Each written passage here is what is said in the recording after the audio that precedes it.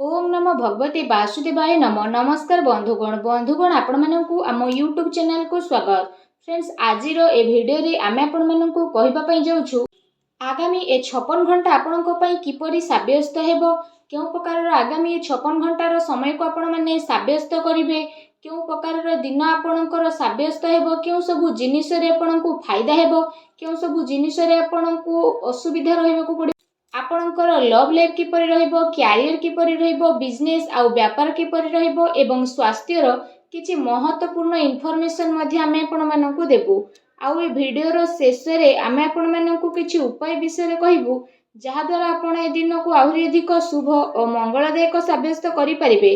तेनु आगो को वीडियो आरंभ करबा पूर्व आमर आपण को रिक्वेस्ट कि जदि आपण हमर ए चैनल ले नुआ आछन तो चैनल को सब्सक्राइब करंतु, सांगरे नोटिफिकेशन बेल को मध्य ऑन करंतु, जहा द्वारा समय समय रे नुआ नुआ वीडियो रो नोटिफिकेशन आपण को पाखरे पहुंची जिवो।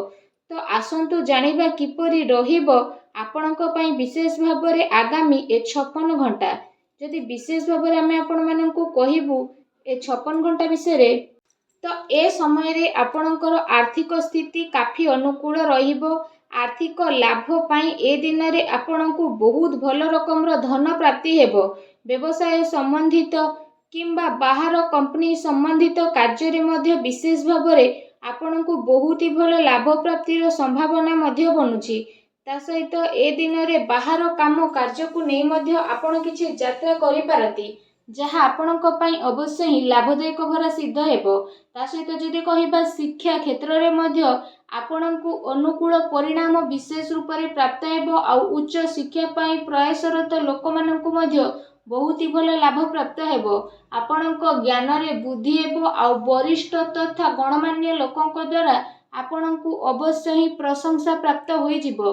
काम कार्य क्षेत्र रे मध्य ए दिन रे आपण किछि नुआ करि परिबे, जहा आपणक पई अवश्य ही आगकु जाई भल साब्यस्त हेबो। पूरा परिवार रे आपण समस्ते पूरा जोश रे सहित रहिबे। आउ घर परिवार रे हर्ष उल्लास रो माहौल देखिबा को मिलिबो। ता सहित आपण कोनोसी प्रॉपर्टी विषय रे मध्य गभीर भाबरे विचार करिवे। आउ आगकु जाई मध्य आपणकु बहुत अधिक लाभ मध्य प्राप्ति हेबो। धन अचल संपत्ति प्राप्ति पाई मध्य ए दिनर समय आपणक पई बहुत ही भल दिनर समय रहिबो। ता सहित ए दिनर समय आपणक पई विशेष भाबरे मौज मजलिस आउ आनंद भरा मध्य रहिबो, काहे कि ना आपण जीवन पूरा रूप रे जीबे। ता सहित जदि कहिबा आपणकर मनोबल पूरा भाबरे आपणक कार्य प्रति मध्य पूर्ण रूप रे समर्पित भाव नै कि आसीबो। आ आपणक पई नुआ उपलब्धि मध्य विशेष रूप रे प्रदान करिवो। आपणकर टिके भी परिश्रमर फल आपणकु भरपूर रूप रे मिलिबो, जहा द्वारा आपणकु काफी खुशी रो अनुभव मध्य हेबो। एहा सहित जदि कहिबा एहा पई आपण समयर सदुपयोग करंतु, काहे कि ना आपणकु बहुत ही भल लाभ प्राप्ति हेबाको जाउछि, जहा द्वारा आपणकु काफी खुशी मध्य अनुभव हेबो। आसंतु जानिबा ए दिन रे आपणक पई कोन नेगेटिव रहिबो। परिवार रो माहौल आपणकर खराब हेबार संभावना बनुछि, सेति पई पारिवारिक स्थिति को अनुकूल बनै कि रखिबा पई जणे आउ जनक परस्पर संबंध हेबा बहुत ही अधिक जरूरी रहिछि। आपण साहसी तथा पराक्रमी व्यक्ति हेबा सहित दायित्ववान मध्य रहिबे। सेति पई आपण निजर घर परिवार प्रति भल भावना रखि कि जणे आउ जनकु जोड़िबा पई चेष्टा करंतु। एहा सहित जदि विशेष भाबरे कहिबा आपणकर कार्यस्थल को नै किछि असंतुष्टि भाव मध्य आसी पारे, काहे कि ना आपण जेतिकी परिश्रम करिवे कि आपणकु लागिबो कि आपणकु सेतिकी परिणाम मिली नाही। से कारण पई आपण किछि टाइम पर्यंत निजको एका एका फील मध्य करिवे। एहा सहित जदि विशेष भाबरे कहिबा भूल लोकंक संपर्क रे तथा भूल संग रे रहिबारे आपण प्रयास मध्य करंती, तेणु सावधान रुहंतु, अन्यथा आर्थिक समस्या आपणकु सामना मध्य करिबा पई पड़ी पारे। मानसिक अशांति सहित कार्य व्यवसाय रे मध्य आपणकर व्यवधान विशेष रूप रे उत्पन्न हेबो।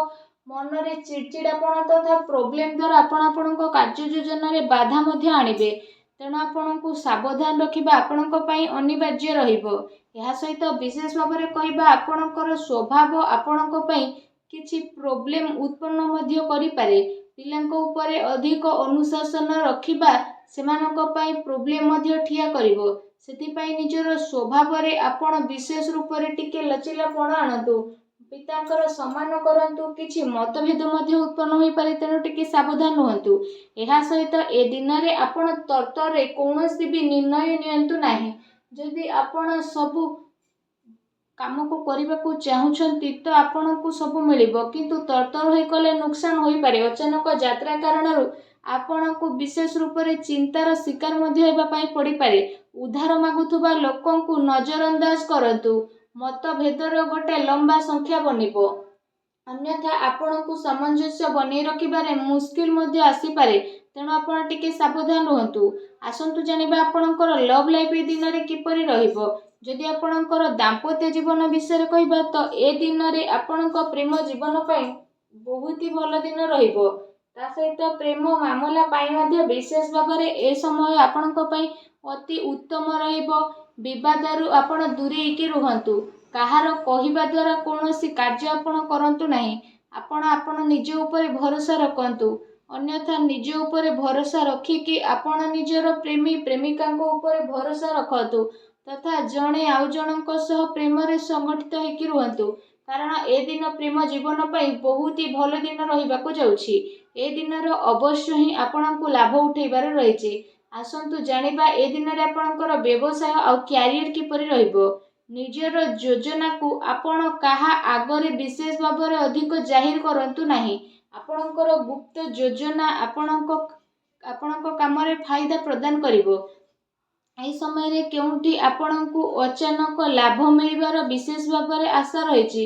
ବାସ୍ ଆପଣଙ୍କୁ ଆପଣଙ୍କର ନିର୍ଣ୍ଣୟକୁ ମାନ୍ୟତା ଦେବାର ଅଛି, ଅନ୍ୟଥା ଆପଣଙ୍କୁ ପ୍ରତିଟି କ୍ଷେତ୍ରରେ ବହୁତ ଅଧିକ ଫାଇଦା ପ୍ରାପ୍ତ ହେବ। ବ୍ୟବସାୟିକ କ୍ଷେତ୍ର ବିଷୟରେ ଯଦି କହିବା, ଧନ ଲାଭର ବିଶେଷ ରୂପରେ ସ୍ଥିତି ବନୁଛି। କାର୍ଯ୍ୟ ଆପଣଙ୍କ ପାଇଁ ସବୁ ଆସାନୀରେ ମଧ୍ୟ ସଫଳ ହୋଇଯିବ। କାରବାର ବିସ୍ତାରର ଯୋଜନା ମଧ୍ୟ ଆପଣ ବନେଇ ପାରନ୍ତି, ଯାହା ଆପଣଙ୍କ ପାଇଁ ଆଗକୁ ଯାଇକି କାଫି ଲାଭଦାୟକ ସିଦ୍ଧ ହେବ। ଏହା ସହିତ ଆପଣଙ୍କୁ ପଇସା ନେଣ ଦେଣରେ ଟିକେ ସାବଧାନ ରଖିବାକୁ ପଡ଼ିବ। ପ୍ରପର୍ଟିରେ ନିବେଶ ମଧ୍ୟ ଆପଣ କରିପାରନ୍ତି, ଯାହା ଆପଣଙ୍କ ପାଇଁ ଆଗକୁ ଯାଇକି ଅବଶ୍ୟ ହିଁ ଲାଭଦାୟକ ଭରା ସିଦ୍ଧ ହେବ। ତା ସହିତ ଚାକିରି ପେଶା ବ୍ୟକ୍ତି ବିଶେଷଙ୍କ ପାଇଁ ଯଦି କହିବା, ଏ ଦିନର ସମୟ ବହୁତ ହି ଭଲ ସମୟ ରହିବ। ଚାକିରି ସମ୍ବନ୍ଧିତ କୌଣସି ଭଲ ବଡ଼ ଖୁସି ଖବର ଆପଣଙ୍କୁ ଅବଶ୍ୟ ହିଁ ପ୍ରାପ୍ତ ମଧ୍ୟ ହେବ, ଯାହାଦ୍ୱାରା ଆପଣଙ୍କ ମନ ବହୁତ ହି ପ୍ରସନ୍ନ ରହିବ। ଆସନ୍ତୁ ଜାଣିବା ଏ ଦିନରେ ଆପଣଙ୍କର ସ୍ୱାସ୍ଥ୍ୟ କିପରି ରହିବ। ଏ ଦିନରେ ଆପଣଙ୍କ ସ୍ୱାସ୍ଥ୍ୟ ସମୃଦ୍ଧ ବନିକି ରହିବ, କିନ୍ତୁ ଗ୍ରହଙ୍କର ସ୍ଥିତି କାରଣରୁ ଏ ଦିନରେ ଆପଣଙ୍କୁ ସକାରାତ୍ମକ ଆଉ ନକାରାତ୍ମକ ଦୁଇ ପ୍ରକାରର ପରିଣାମ ମଧ୍ୟ ବିଶେଷ ଭାବରେ ଦେଖିବାକୁ ମିଳିବ।